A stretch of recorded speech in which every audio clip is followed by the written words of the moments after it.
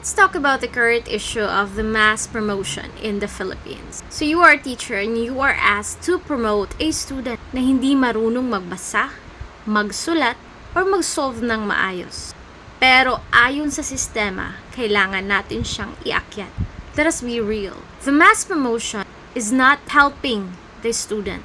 We are delaying the real problem. Kapag pinasa natin yung bata na hindi pa handa, hindi natin sila tinutulungan. Mas lalo natin silang pinapahirapan. Reading, writing, and numeracy is not optional. The main foundation of a child learning in the school. Kapag mahina ang tatlong yun, lahat ng subjects susunod na.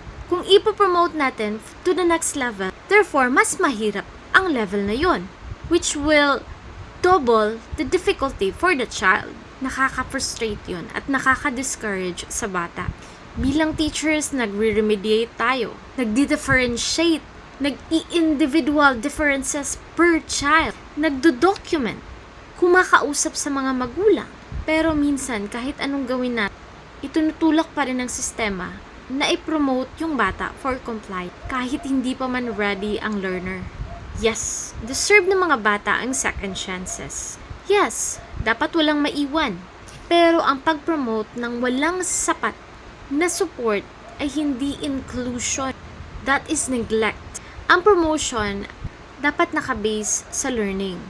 Hindi sa pag-survive lang for that school year. Kasi pag pinasa natin ang batang hindi pa handa, hindi nawawala yung problema.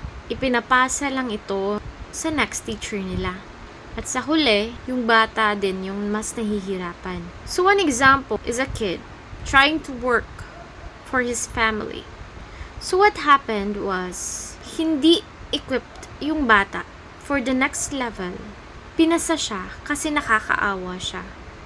But then again, what will happen in the future is mahihirapan pa din yung bata kasi hindi niya napagdaanan nung level na yun, yung dapat na napagdaanan na niya for that level. It will still a struggle for him.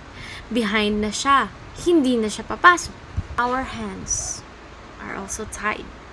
Pero of course, bilang isang teacher, hindi naman tayo susuko. Patuloy tayong naniniwala na every child can learn with the right time, support, at care. Hindi perpekto yung edukasyon, pero may pag-asa hanggat may gurong lumalaban para sa tunay na pagkatuto. Because we are not just teaching for the lesson, we are teaching them for their own future, for a brighter future. This is Teacher Grace. See you in the next video.